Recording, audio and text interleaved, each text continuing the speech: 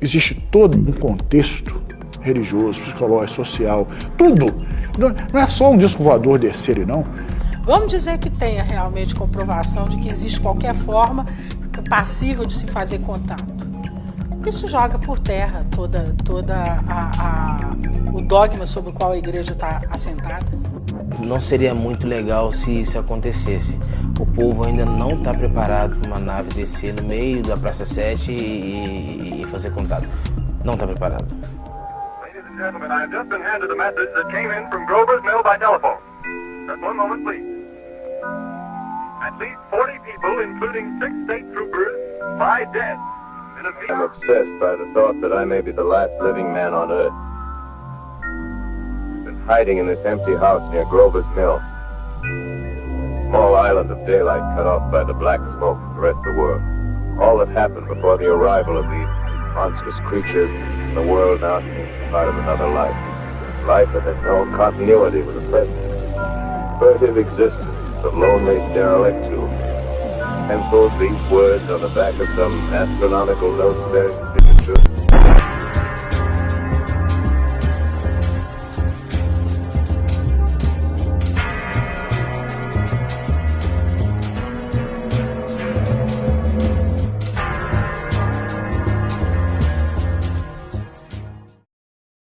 Na ficção, o que o Orson Welles fez é um experimento sensacional, né? Agora, se a gente vai conseguir lidar com isso de uma outra forma, eu duvido muito, até pela nossa própria arrogância e prepotência, né?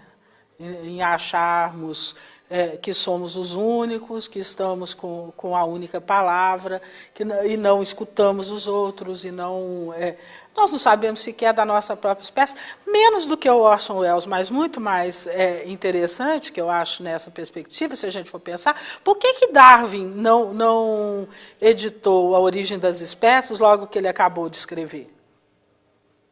Porque ia trazer um problema enorme, não só para ele, mas para todo mundo. Imagina o que é uma sociedade que que se acredita com uma origem divina, descobrir que veio do macaco ou de um réptil qualquer. Certo? Isso muda a perspectiva, tem que mudar, né? A perspectiva do ser humano sobre ele mesmo. Vamos supor que essa grande tribo aqui, de repente, comece a receber esses visitantes vindo da Europa. Que para nós pode parecer um todo mundo, né? Você nunca, um índio nunca viu um cara de pele branca com uma tecnologia de um navio, de um navio não, de uma embarcação, né? Que chama aquela caravela. Aquela coisa monstruosa para a tecnologia daqueles coitados. Então a gente entra nesse... Então, de repente, o que causaria o contato com aquele tipo de gente? Olha, os nossos valores, a nossa cultura, a nossa aldeia, reza só até aquilo ali. De repente, aqueles caras vão chegar aqui com um Cristo pregado na cruz. Como é que o índio vai entender isso? Porra, mas esse cara não é o Salvador, não é o Filho do Deus, do Todo-Poderoso de vocês? Por que vocês precisaram pregar ele na cruz? Como é que você vai fazer um índio entender isso? Já o Deus do índio, não. O Deus do índio é um Deus mais, como é que eu diria, mais eclético, né? Essa palavra é essa. Ele é um Deus que ele vê, ele na água que ele bebe, na planta que ele planta, na chuva que cai do céu, sabe? No sol que nasce de manhã, na lua, nos elementos da natureza. O Deus dele é a natureza. O Deus dele é um Deus mais puro. Tem a ufologia mística. A ufologia mística trata os alienígenas como seres que são seres de uma outra dimensão, que vêm aqui cuidar de nós, passar energias positivas, energia branca, luz branca, né? Tem essa ufologia mística. Primeiro eu tenho que dizer, eu sou católico. Independente de ser católico, acreditar em Nossa Senhora, de rezar terço, que minha mãe sempre me ensinou isso, eu trago lá de trás, sabe? Então, isso não tem rigorosamente nada a ver com ufologia. Ufologia é uma coisa, religião é outra. Aquilo que você acredita é uma coisa, transcende, é fé, é outra coisa. Agora, isso que nós estamos falando aqui, não tem rigorosamente nada a ver com religião.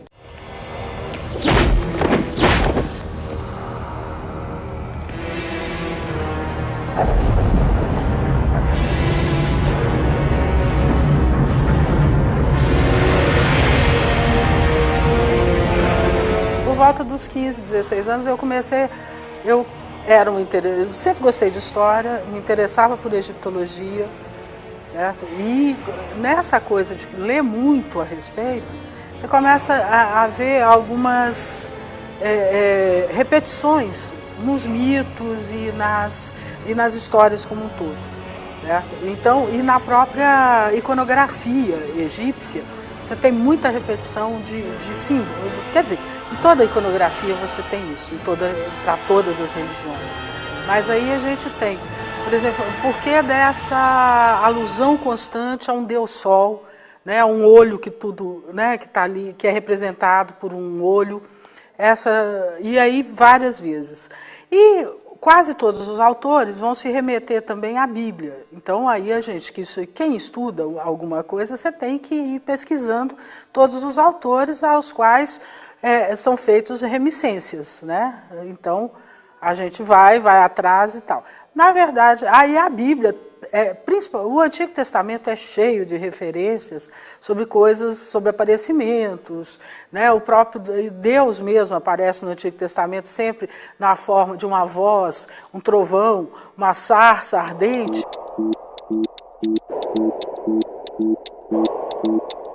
No meu caso, era um interesse pelo Egito, não foi um interesse pelos OVNIs, mas acaba acontecendo, acabei sendo remetida para esse lugar em função da quantidade de coisas que você vai vendo que elas vão se cruzando e ninguém responde.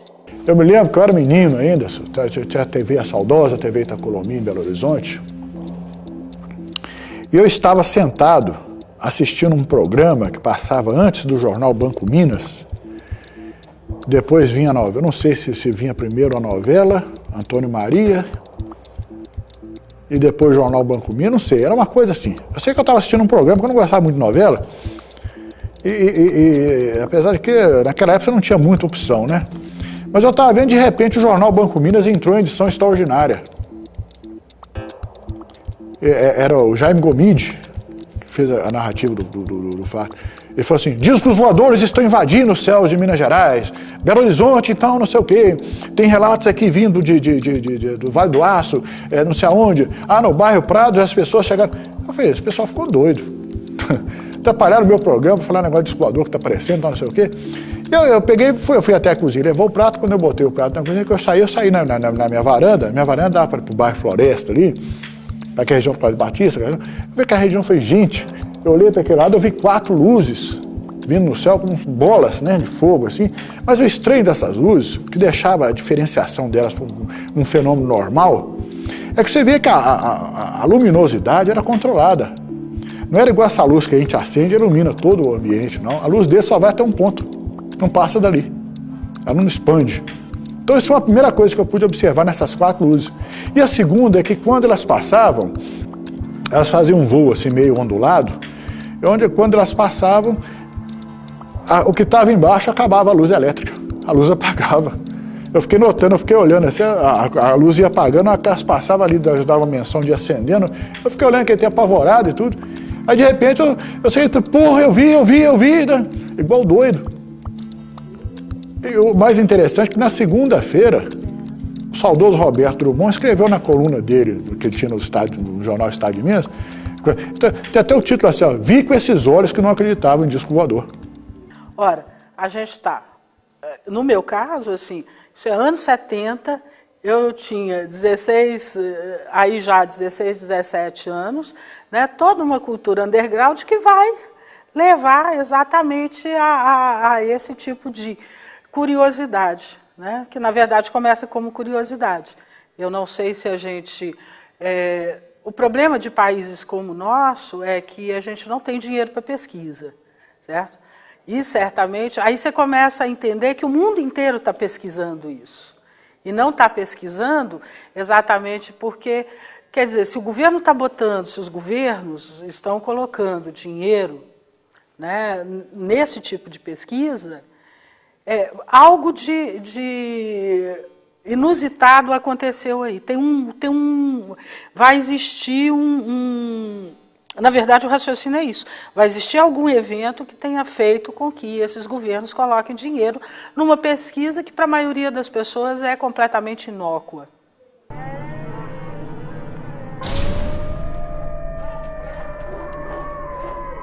A própria indústria da notícia faz com que um fato hoje sério torne-se uma coisa absolutamente duvidosa. Vamos ao caso de Varginha, por exemplo. Eu acho que algo aconteceu ali. Agora, não sei, não dá para saber o que foi. 3 moças, numa tarde comum, num dia de semana, fazendo um itinerário que elas faziam todo dia, e de repente deram de cara com um ser estranho,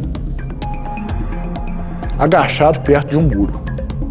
Que a imprensa costuma conseguir acabar com a seriedade de qualquer coisa, né, que tenha essa conotação, que seja ligada a esse tipo de coisa, acaba acontecendo, porque o sensacionalismo é tão grande, né, e vira uma coisa assim, que a gente perde a noção de que aquilo seria algo, qual que é a seriedade da coisa, já que ele vira um fato, certo, jornalístico e sensacionalista. O que seria aquilo?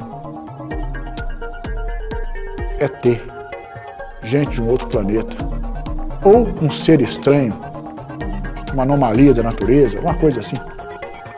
Mas por que apelaram para o lado do ET, do extraterrestre? Pra que fazer tanto barulho?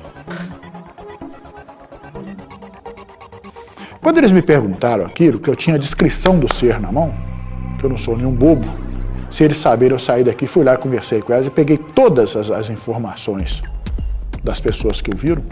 Que teve presente, em Varginha teve gente da NASA, que outros pesquisadores estiveram por lá, que alguma coisa aconteceu ali, aconteceu. Cheguei à conclusão seguinte: primeiro, aquele ser que estava ali, vocês vão me desculpar, mas aquilo não tem condição de criar uma tecnologia complexa. Montar uma nave com um sistema de energia tão complexo para atravessar distâncias estelares ou até mesmo barreiras para vir até aqui. Agora, por um outro lado, também existem os acordos dos países de não divulgação de uma série de coisas. Todo piloto, eu tenho amigos que são pilotos da aviação comercial e são pilotos da aeronáutica, todo mundo tem um caso. Aquele ser é um ser mais voltado para o lado animal. O cara com 3 veias grossas na cabeça, que eles chamavam de chifre, né? E aquele ser não tinha nenhum tipo. Aquilo poderia, talvez, vamos sofismar aqui, criar raias do absurdo, ser talvez uma espécie de um empregado doméstico de seres mais evoluídos, que fala assim, ó, vai lá e pega aquilo pra gente. Numa daquelas ele escapou e ficou ali, perdido. Assim, sofismando. Claro que eu também não acredito nisso. Perguntaram, então, se você não acredita no ET de Varginha? Eu falei assim, não acredito. Eu acredito que um ser muito estranho foi capturado ali. Mas daí, você dizer que não. Sabe, tentaram criar um caso Roswell no Brasil. Varginha, Roswell brasileiro. Ou aquilo aconteceu, sabe, de uma forma inocente e cresceu até aquele ponto. Mas de verdade. Eu entendo como a manifestação de alguns seres que estão subindo cada vez com maior frequência do fundo da Terra até a superfície. E não são seres extraterrestres. Eles podem até ser transportados por disco voador, porque os próprios discos voadores podem ser fabricados por civilizações interioranas. Então, quando o Uwe falou isso comigo, eu fiquei impressionado. Eu falei, Uwe, então é assim que funciona? Ele falou assim, meu amigo, é daí para pior. Eu falei, Uwe, o que você sabe que eu não sei? Ele falou um monte de coisa. Mas agora que o horário tá, sabe? Sempre arrumava uma desculpa e vazava. Eu sempre comentei com o pessoal, falei, gente, o Uwe sabe de muita coisa.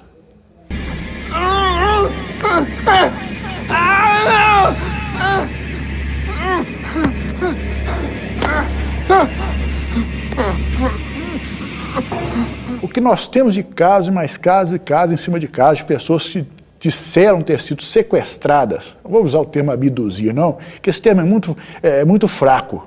Ele é usado por ufólogos porra loucas que tentam colocar a palavra abduzir para enganar as pessoas, para não dizer que abduzir é sequestro com violência. Pega o Aurélio e leia. Sequestro, o ato de sequestrar já é uma agressão.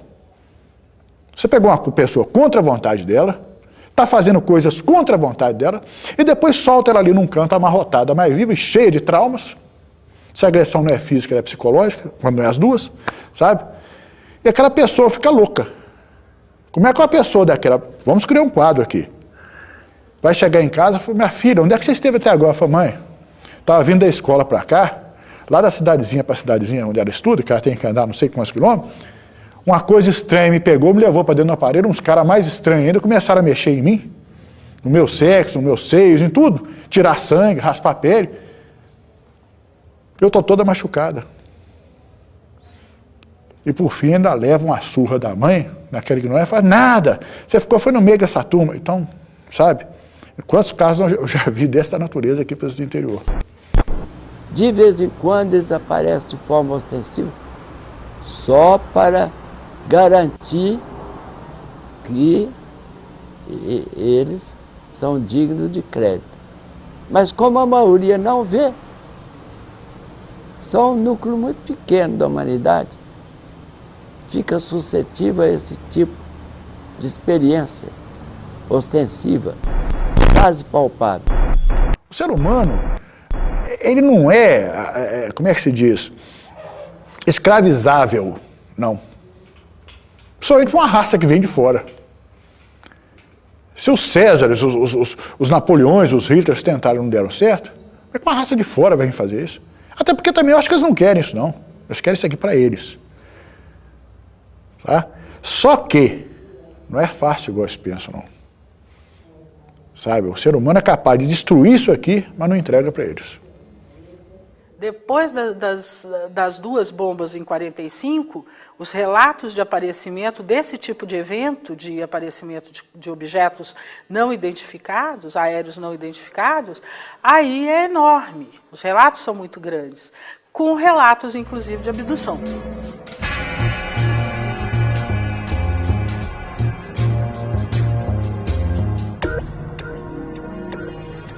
Tem três tipos de superioridade. A superioridade tecnológica, a superioridade espiritual, moral, né? Essas superioridades, como é que elas colocam a gente? O índio, o não civilizado. Vamos entender como não civilizado? Não tem geladeira, não tem uma câmera, não tem um satélite, não tem um computador, não tem nada tecnológico, nada. Então o índio, vamos colocá-lo aqui nesses termos como não civilizado. Nós temos a câmera, temos o computador, temos o satélite. Mal, mas vamos para o espaço, às vezes, né? Temos. Então nós somos os civilizados. E eles, os nossos visitantes, têm tudo isso e até mais tecnologicamente. Então vamos colocá-los como super civilizados. Super civilizados, nós civilizados e o índio não civilizado. Entretanto, quando você muda os valores, você coloca os valores morais, o índio vai lá para cima. O valor moral do índio é incontestável. Porque tudo que evolui na tecnologia tende a regredir moral e espiritualmente. Isso não tem a dúvida. Fundamentalmente, nós estamos numa era totalmente, né, quase tudo é tecnológico, né, é tecnologizado, na verdade. Né, não é tecnológico, mas é tecnologizado. Então, assim, é muito mais fácil hoje pesquisar qualquer coisa. Uma tecnologia superior anda lado a lado com a inferior? Claro que não. Olha o que os portugueses, os espanhóis e os ingleses fizeram com os países que eles descobriram. Olha o que sobrou da mulher do índio brasileiro, sobrou, o que eles fizeram com a religião do índio brasileiro, ou dos incas, dos maias, o índio americano. Olha o que aconteceu com esses povos. Tá? Então pense bem, se esse povo chega aqui, o que aconteceria com a gente? Você acha que eles dividiriam tecnologia com a gente? O dia que a Terra parou, vai ser aquilo ali. Aquele disco voador descendo, de repente lá de dentro sai um sujeito estranho, porém de aparência humana, com um robô do seu lado, de 3 metros de altura, né? Aquele sujeito veio trazer uma estranha mensagem. Ele falou assim, olha, eu não estou nem aí para o planeta de vocês, eu quero que vocês se lasquem. Só que tem um detalhe. Vocês estão mexendo com energia atômica de uma forma completamente equivocada. Porque no pós-guerra, os filmes de ficção científica, na verdade, eles eram um pouco uma leitura ou uma fantasia, uma ficção a respeito porque o ET estava mais próximo, né, a respeito do comunismo, por exemplo.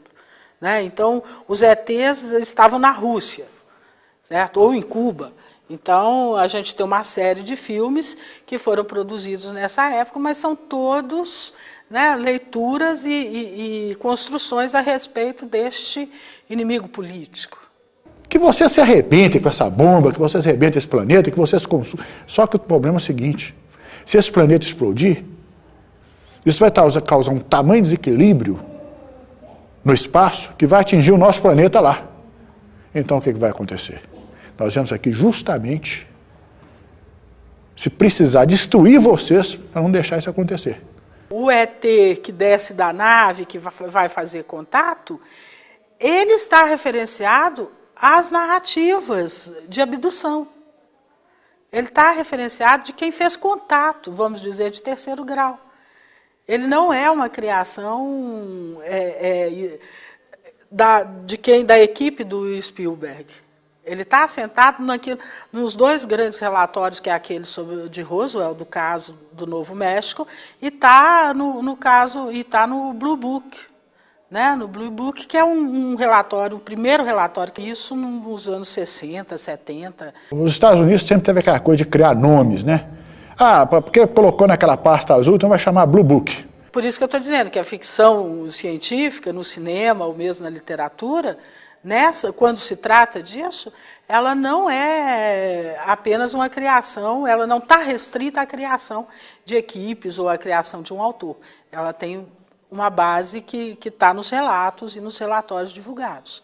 O livro azul foi o último, foi o que chamou o oficial aqui, é o definitivo. Chegou a essa conclusão que eles existem. Veja bem, hein? Chegou à conclusão que eles existem. Só que eles não representam uma ameaça para os Estados Unidos da América do Norte. Então fecha essa porcaria, guarda e acabou.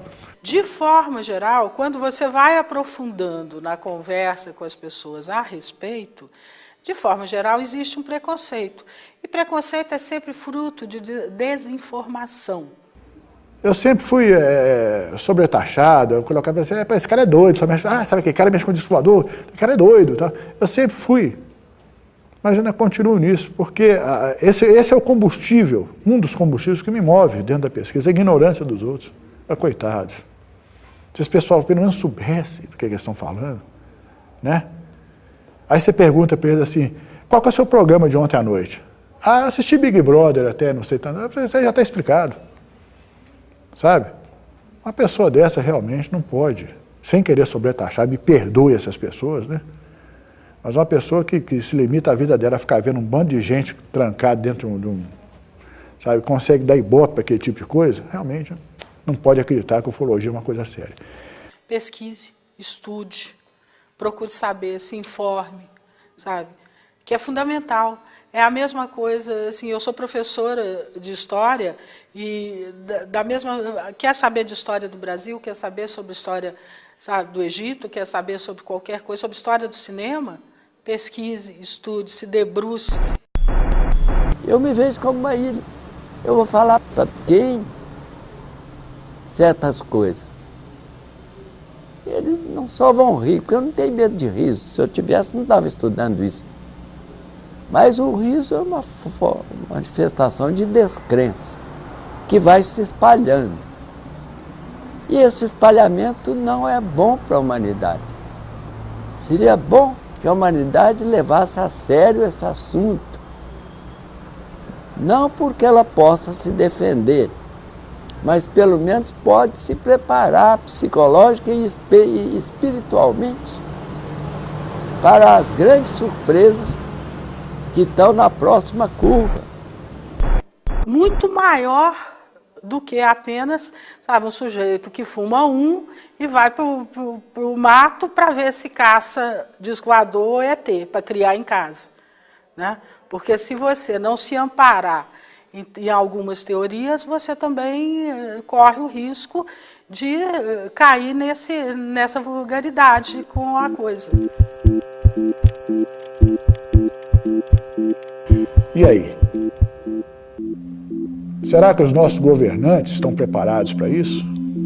Será que as forças aéreas do mundo inteiro, assim como os governos, as grandes instituições, eles ficam prendendo a verdade porque são impotentes e nunca pensaram numa forma de sair dessa situação, de fazer alguma coisa? Será que é esse o problema? Em primeiro lugar, nunca me foi dada a oportunidade de questionar uma autoridade do governo de alto nível a respeito. Mas a simples omissão, não só do governo brasileiro, como de todos os governos do mundo, todos, omissão no sentido de informar bem, de atualizar os conhecimentos dos seus cidadãos sobre as ocorrências. Eles são omissos. Então isso pode ter várias causas. Uma delas é a própria ignorância deles. Como autoridade, eles não querem se expor à ideia de que eles são realmente ignorantes. Tanto ou mais do que nós, estudiosos. Não mexa com ufologia. Sabe? Não perca esse tempo que eu perdi a vida inteira, a não ser que seja para uma coisa maior. Senão vocês vão passar muita raiva. Olha, tentem não olhar para o céu à noite, para vocês não virem um disco voador de verdade. Olha, quanto ao fato de acreditar ou não, eu acho que é o seguinte, eu vou dizer, eu acredito. Agora, a dúvida fica, porque ela é necessária. Né? Nós somos ocidentais, o pensamento cartesiano, e qualquer pesquisa, ela só caminha se tiver a dúvida. Se eu tiver a certeza, eu não vou sair do lugar. Então, eu acredito com dúvidas.